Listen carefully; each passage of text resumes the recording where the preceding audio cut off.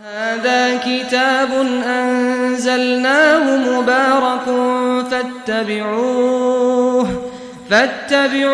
واتقوا لعلكم ترحمون. السلام عليكم ورحمة الله. الحمد لله رب العالمين، والصلاة والسلام على أشرف المرسلين نبينا محمد وعلى آله وصحبه أجمعين. We continue inshallah ta'ala with the tafsir of Imam Sa'di rahimahullah, and we are in Surah Al-An'am and verse number 59. Verse number 59 from Surah Al-An'am. Allah subhanahu wa ta'ala says, أعوذ بالله من الشيطان الرجيم وعنده مفاتيح الغيب لا يعلمها إلا هو ويعلم ما في البر والبحر وما تسقط من ورقة إلا يعلمها ولا حبة في ظلمات الأرض ولا رطب ولا يابس إلا في كتاب مبين. The translation of the ayah. And with him are the keys of the ghaib. None knows them but he. And he knows whatever there is in or on the earth and in the sea. Not a leaf falls, but he knows it. There is not a grain in the darkness of the earth or anything fresh or dry, but is written in a clear record. So this ayah is amazing and great ayah from Allah subhanahu wa ta'ala, as the sequence and the many of the verses that is evidence to the tawheed, the oneness of worship of Allah subhanahu wa ta'ala, to see from one verse to the other. And as we said, one of the things to be observed, especially in the surah, is the different types of evidences that proves the tawheed, not just one type. And since the previous verse, Allah subhanahu wa ta'ala says, Wallahu a'lamu bil zalimeen. Allah subhanahu wa ta'ala knows best who are the wrongdoers, which is, of course, this is a fact. He knows best wa ta'ala. So therefore, it matters that is unseen to them. You know, the fact that human beings, they do not know the real affairs of the wrongdoers. Human beings, they only know يعلمون ظاهرا من الحياة الدنيا. They know the apparent things in this world. They don't know the hidden and the unseen matters. And Allah subhanahu wa ta'ala knows best what's in the hearts and who deserve to be punished and who deserve to be rewarded. This is something that is unseen to the people. So it is beyond than just what's in their hearts. What's in the hearts, and which is no one else other than them know it, and what they do not know about themselves, Allah subhanahu wa ta'ala knows it. And all are the means of the unseen. So to have this certainty and the yaqeen and the conviction that whoever enters the hellfire in the day of judgment, they deserve it. Allah subhanahu wa ta'ala, He knows the unseen. We do not know who's going to enter versus those who are not going to enter. We only know what's in the Quran and the Sunnah of the Prophet ﷺ. Those who die in the state of disbelief, after the message had reached them, they will be in the hellfire forever. And the believers, those who die in the state of Islam, they are of two categories. Either those who repented to Allah subhanahu wa ta'ala and they die in a state of complete iman, they enter Jannah without punishment. And those who die with sins, but they die in the state of Islam, either Allah would forgive them, or if they're punished, then eventually they will enter Jannah. All of that, Allah subhanahu wa ta'ala, He knows the unseen. He knows, Wallahu a'lamu bil zalimeen. Allah knows best what's in your heart today. And what's in your heart today that would lead you, wal-'iyadhu billah, to either, wal-'iyadhu billah, for deviation, or if Allah subhanahu wa ta'ala would lead the person to the guidance. All of that is by the knowledge of Allah and who deserve what.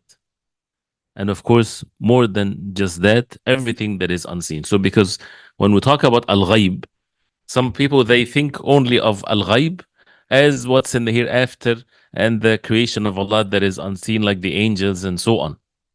But the matter also is within your own self. Because the previous ayah, Wallahu a'lam bil zalimeen. Allah knows best of zalimeen. So even with that, you do not know the zalimeen, whether it's other than you or you're even your own self. And that's why you are abd to Allah. You are commanded to be a abd to Allah. Al-abd, he just submit himself to the commands of his Lord. That's it. His concern is to know what his Lord wants from him. And then he submits himself. Because he knows that Allah subhanahu wa ta'ala knows the unseen. So the ayah, عنده مفاتح الغيب لا يعلمها إلا هو. By Allah subhanahu wa ta'ala is the keys of the unseen. لا يعلمها إلا هو. No one knows it except him. ويعلم ما في البر والبحر. And he knows what's on the land and what's in the sea. تسقط من ورقة إلا يعلمها. There is no leaf تسقط, falls, unless he knows it. ولا حبة, and not even a grain in the darknesses of the earth. ولا رطب, or something wet. ولا يابس, earth, whether it's dry or fresh or wet. إلا في كتاب مبين. All of it is in clear book. Imam al-Sa'di rahimahullah, he says, هذه الآية العظيمة, this great آية, هذه الآية العظيمة, من أعظم الآيات تفصيلا لعلمه المحيط. One of the greatest verses, تفصيلا, that gives details of the encompassing knowledge of Allah subhanahu wa ta'ala. So it means we have to give attention to every verse of the Quran. But if you want to remember evidences, if you want to remember an evidence that shows the details of the knowledge of Allah subhanahu wa ta'ala that encompasses everything, remember this verse. So when you're asked, for example, what is one of the most greatest verses in the Quran that talks about the details of the knowledge of Allah subhanahu wa ta'ala that encompasses everything, then your answer is ayah number 59 in Surah Al-An'am. وَأَنَّهُ شَامِلٌ لِلْغُيُوبِ كُلِّهَا. That the knowledge of Allah subhanahu wa ta'ala, وَأَنَّهُ, the ha here, الضمير, refers to al-ilm. That the knowledge of Allah subhanahu wa ta'ala, شامل. شامل, that means includes, encompasses. للغيوب كلها. الغيوب is the plural of al-ghayb. All of the غيوب, all of the unseens whatsoever, all of it. التي يطلع منها ما شاء من خلقه. التي, these غيوب, these unseen, that Allah subhanahu wa ta'ala يطلع here in the passive tense. That means he get to show from his غيب, or from his unseen, some of it to whoever he wills from his creation. Like we get to know some of the unseen. And how would we know the unseen? There is no way for anyone to know the unseen, al-ghayb, in that sense, except from the wahy from Allah. Because the owner of al-ghayb is Allah. And the one that has the knowledge of al-ghayb is Allah. No one else but Allah. Except those who Allah subhanahu wa ta'ala will give the permission to them with wahy, revelation from Allah. So التي يطلع منها ما شاء من خلقه. وكثير منها, and many of it, many of the غيب, many of the unseen, طوى علمه عن الملائكة المقربين. طوى, طي is when you fold something. So طوى علمه, this is not in the passive tense, this is in the normal tense here, that Allah subhanahu wa ta'ala folded, that means he hid the knowledge of it, عن الملائكة المقربين, from the closest angels. See how the angels themselves, that are unseen to us, they are from عالم الغيب. And the angels, those who are close to Allah subhanahu wa ta'ala, many of the unseen is hidden from them. They do not know it. وَالْأَنْبِيَاءِ الْمُرْسَلِينَ, and the messengers that Allah subhanahu wa ta'ala sent. فَضْلًا عَنْ غَيْرِهِمْ مِنَ الْعَالَمِينَ. فَضْلًا عَنْ, that means let along those who are other than them from the alamin, from those who exist. And before we continue, again, this is to focus on the subject of al-ghayb, that many people, they do not really know the essence of it, the essence of believing in it. And Allah subhanahu wa ta'ala, He's the most wise subhanahu wa ta'ala. Because one of the greatest benefit of knowing this, as I mentioned earlier, is to be a abd to Allah, to be a slave of Allah, to submit yourself to Allah subhanahu wa ta'ala. You don't have to know the reason why you're praying at this time, or why this is haram, or why this is halal. A abd does not do these things. A abd, he says, سمعنا وأطعنا. I listen and I obey. Because the unseen is not this foolishness that some people think it's just because of this or because of that, or from their apparent understanding of this worldly life. Also, if they say if Allah subhanahu wa ta'ala forbid for the Muslim woman to travel without a mahram, is it because of the safety and that's it? You know, if there's no illah mentioned, if there's no reason why it's been forbidden, leave the matter to Allah subhanahu wa ta'ala. He knows the unseen. He's beyond, his knowledge is beyond what we think, right? Because he is عنده مفاتيح الغيب subhanahu wa ta'ala. And anything else and everything else. So the concern is to know that this is truly, and it also shows the importance of that the halal and the haram is by Allah, from Allah subhanahu wa ta'ala. So it's not for human beings to be at ease with it, meaning decreeing things. وأنه يعلم ما في البراري والقفار. And that he subhanahu wa ta'ala وأنه يعلم, he knows ما في البراري والقفار. البراري, البرية, the البراري is like the fields, the different fields. والقفار, the deserts, the things that has no plants in it. من الحيوانات والأشجار والرمال والحصى والتراب. Whether it's animals or trees or dust or sand, والحصى and stones and sand and dust. You know, every single particle. Allah subhanahu wa ta'ala knows it.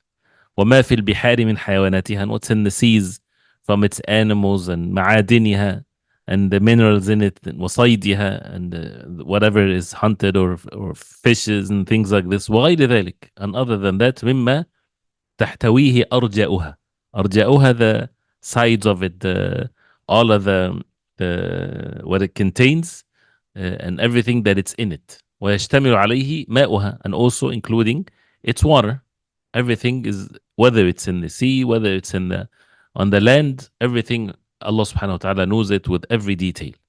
So this is وَيَعْلَمُ مَا فِي الْبَرِّ وَالْبَحْرِ. مَا فِي الْبَرِّ وَالْبَحْرِ. Anything that is bar or bahr. And this earth is either bar or bahr. Al-bar is the land. Al-bahr is the sea. Sea, oceans, rivers, everything. وَمَا تَسْقُطُ مِنْ وَرَقَةٍ. And there is no waraqa. Waraqa is piece of paper, leaf, but here it refers to the leaves. It's called waraqa. وَمَا تَسْقُطْ, and the way of negating an exception. وَمَا تَسْقُطُ مِنْ وَرَقَةٍ. And there's no waraqa that would fall. تسقط from a sukut, falling. He says من أشجار البر والبحر, from the trees of the earth, of the sea, والبلدان, countries, والقفر, the deserts, والدنيا والآخرة, and the trees in this dunya or the trees in the hereafter. You know, there's trees in Jannah, there's zaqum in hellfire. إلا يعلمها, unless Allah subhanahu wa ta'ala knows it. This is the knowledge of Allah subhanahu wa ta'ala. ولا حبة في ظلمات الأرض. And there's no habba, there's no grain. Habba is one. في ظلمات الأرض, in the darknesses of the earth. He says أي من حبوب الثمار والزروع وحبوب البذور التي يبذرها الخلق. من حبوب الثمار, from the grains of الثمار, produce, والزروع, plants, وحبوب البذور, the حبوب from the seeds, التي يبذرها الخلق. Al-Khalq is the creation of Allah, what people would throw the seeds in the ground for it to plant.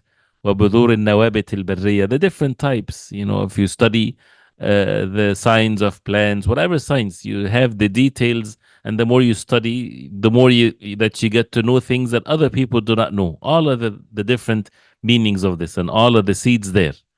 التي ينشأ منها أصناف النباتات, where all the different types of plants, they are ينشأ, that means they're initiated and they are created from these types. So to leave you with all the different types, because it says ولا حبة. So every single grain, the smallest grain, في ظلمات الأرض, in the darknesses of the earth, right? Whether people know it or they don't know it. ولا رطب ولا يابس. الرطب is when something is ripe, when something is fresh, and اليابس is when something is dry. He says هذا عموم بعد خصوص.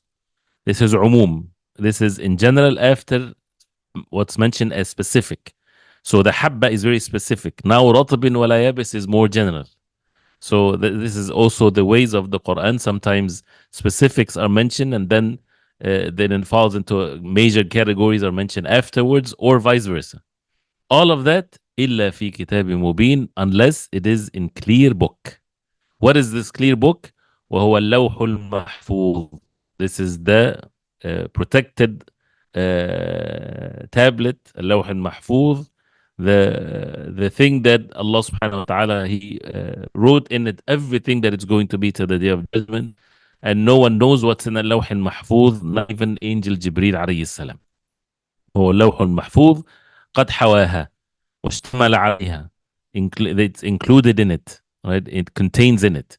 وبعض هذا المذكور, some of that what is mentioned, some, look at here, بعض, and some of what's mentioned, يبهر عقول العقلاء.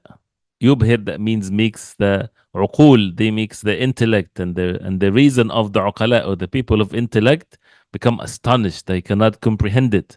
If you think of what's mentioned, no one can really comprehend this. Every grain of sand on the face of earth, Allah subhanahu wa ta'ala knows every grain and every dust and everything, what we see and what we do not see. And the more the people, they discover things, ways for them to see things, Allah subhanahu wa ta'ala knows it, in which the human beings, they didn't get to see it before. The very, micro creation of Allah subhanahu wa ta'ala. And beyond that is something that we do not even know. وَيُذْهِلُ أَفْئِدَةَ النُّبَلَاء. يُذْهِل is like يُبْهِر. الذهول is when someone is just, when someone's jaw drops, not able to think anymore. It's beyond one's understanding and comprehension of things. And this is things that we see, or some of the things that we see, that the mind cannot work, cannot function, and to see how can that be. And which shows that it's okay to be in that state, and it's not contradicting one's reason. And that's why the deen of Allah subhanahu wa ta'ala can come with, or the matters of unseen, can come with things that يبهر العقول, يذهل العقول. You're not able to comprehend it, but it's not contradicting. You would never find something in the wahy from Allah that goes against the basics of one's reason and intellect. And not everything that you're not able to comprehend, that means it's wrong, because it's unseen to you. Right? So here, as he says, وَيُذْهِلُ أَفْئِدَةَ النُّبَلَاء. النُّبَلَاء, the noble ones. فَدَلَّ هَذا, this is دَلَّ هذا, this is dalil, this is then an evident على عظمة الرب العظيم, of how Allah subhanahu wa ta'ala, the Lord, the greatest, the exalted Rabb subhanahu wa ta'ala, has the عظمة, the exaltation that no one can ever even comprehend it. If they're not even able to comprehend the creation of Allah and how the details of it, how can they comprehend, the عظمة, the exaltation of Allah subhanahu wa ta'ala? ليس كمثله شيء وهو السميع البصير. Nothing is the like of Allah subhanahu wa ta'ala in His rububiyyah, in His lordship, in His uluhiyyah, that He's the only one worthy of worship, in His names and attributes, in His ahkam and His rulings, halal and haram and so on, in His qadr, in His decree subhanahu wa ta'ala. So the more the person establishes the tawheed, and this is one of the great benefits that we learn from the surah, the more the person would humble himself to the creator of the heavens and the earth. And this is what the tawheed is all about. And many people, even when they're talking about the oneness of Allah subhanahu wa ta'ala, as Allah subhanahu wa ta'ala says, وَمَا قَدَرُ اللَّهَ حَقَّ قَدْرِ, they did not estimate Allah subhanahu wa ta'ala the way it ought to be. So that's why the minds have to reflect upon what these verses are. فدل هذا على عظمة الرب العظيم وسعته. السعة is the spaciousness. في أوصافه كلها, in all of His attributes. وأن الخلق, and that the fact is, الخلق, the creation of Allah, من أولهم إلى آخرهم, from the first of them to the last of them, لو اجتمعوا, if they all get together, على أن يحيطوا ببعض صفاته, if they all get together, all of the human beings from the time of Adam alayhi salam till the day of judgment, every single human being, they get together and they try to يحيطوا, to encompass some of His attributes, some, لم يكن لهم قدرة ولا وسع في ذلك.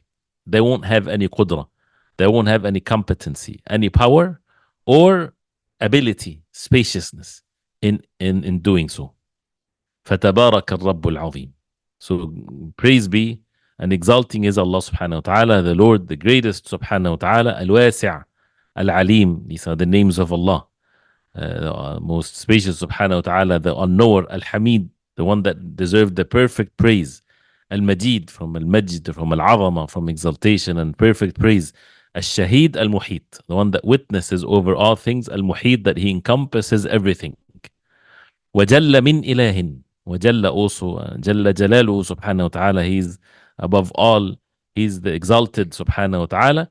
مِنْ إِلَهٍ لَا يُحْصِي أَحَدٌ ثَنَاءً عَلَيْهِ.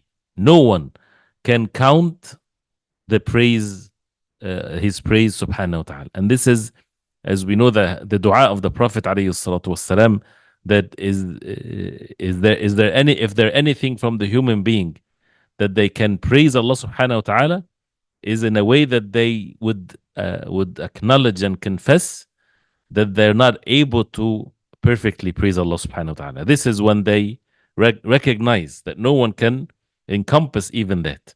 And that's why the Prophet alayhi salatu wasalam, when he would say this dua, Allahumma inni a'udhu biridaka min sakhatik wa bimu'afatika min uqubatik wa a'udhu bika mink la uhsi thana'an alayk anta kama athnayt ala nafsik. This authentic hadith in Sahih Muslim and others. With the Prophet alayhi salatu wasalam, Aisha radiallahu anha, she said, I didn't find the Prophet alayhi salatu wasalam next to me one night in bed. So she kept on faltamastu. She kept on, like, when it's dark and you're moving your hand like this to see where the Prophet alayhi salatu wasalam, فوقعت يدي على بطن قدميه. My hands touched the bottom of the foot of the Prophet alayhi salatu wasalam. He's in the masjid, وهما منصوبتان, and his 2 foot, she touched the bottom of his foot when it's erected up on the ground, meaning in sujood, in the sujood position. وهو يقول, while he's saying this dua in sujood, Allahumma inni a'udhu biridaka min sakhatik. Oh Allah, I seek your refuge in your pleasure from your anger, from your wrath. وبمعافاتك من عقوبتك, and from al-mu'afah, from seeking refuge in your strength from your punishment. وأعوذ بك منك, and I seek refuge in you from you. لا أحصي ثناء عليك. لا أحصي ثناء عليك. I cannot comprehend the praise, your praise. أنت كما أثنيت على نفسك, you as you praised yourself. And this is how the abd to Allah, he humble himself to Allah subhanahu wa ta'ala. And the benefit of this dua is amazing. And this is how the effect of knowing Allah subhanahu wa ta'ala with his names and attributes. بل هو كما أثنى على نفسه وفوق ما يثني عليه عباده. He is subhanahu wa ta'ala according to what he praised himself and beyond what the ibad of Allah would praise him. He says, فهذه الآية دلت على علمه المحيط. This ayah evidence to the encompassing knowledge of Allah subhanahu wa ta'ala بجميع الأشياء, and with all matters. وكتابه المحيط بجميع الحوادث, and all of the things, all the incidents, and how it's all in the book of Allah subhanahu wa ta'ala, the book of decree. And again, as we said, this is what's beyond us and what's inside of us. يعلم خائنة الأعين وما تخفي الصدور. Allah knows what's the eyes steals of looks, and the betrayal of the eyes, and what's hidden in the hearts.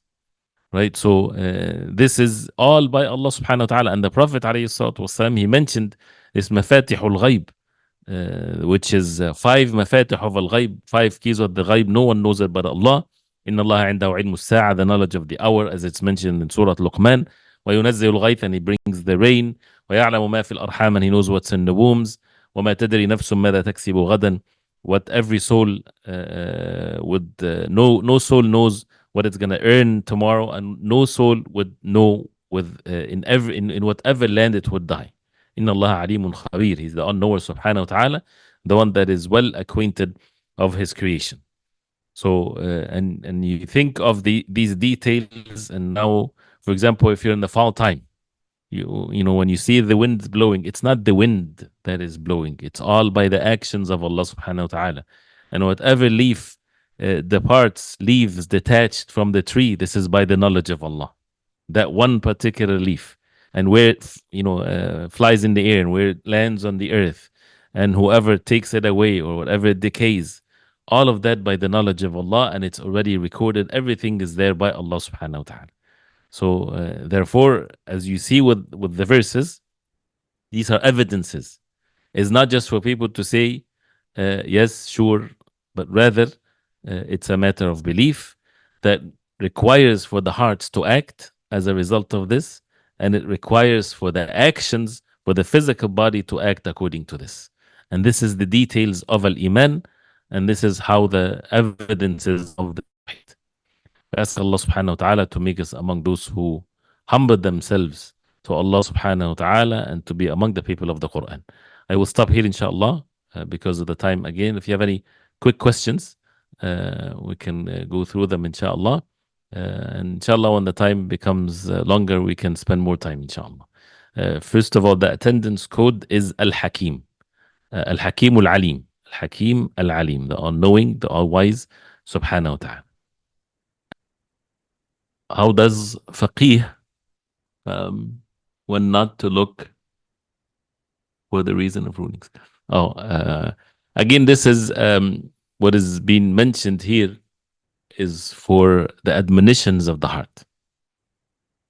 And this is how things are. And this is how we should, as every Muslim, to be upon. When it comes to the illah of things and the reason of rulings, of course, that requires ilm.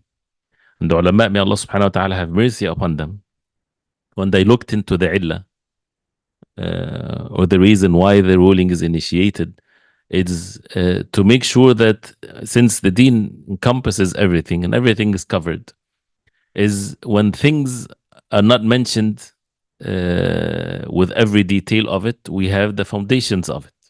So for example, illatul khamr.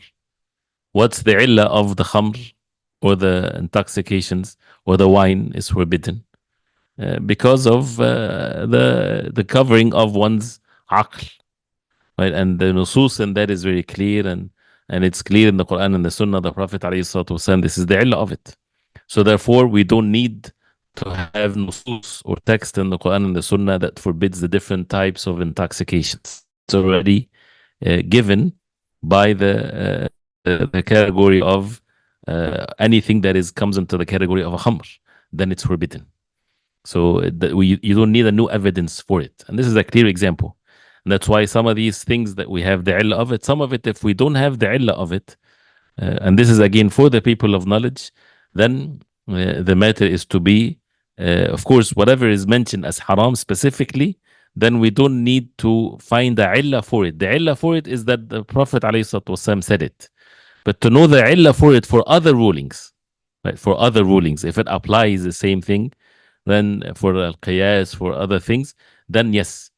But not to change the action or the ruling that has been agreed upon or things of that nature. But inshallah ta'ala, this is something that we can expand on the more we learn matters of deen, inshallah.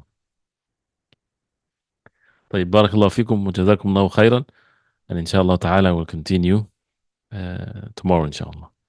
وصلى الله وسلم وبارك على محمد وعلى آله وصحبه وسلم والسلام عليكم ورحمة الله وبركاته.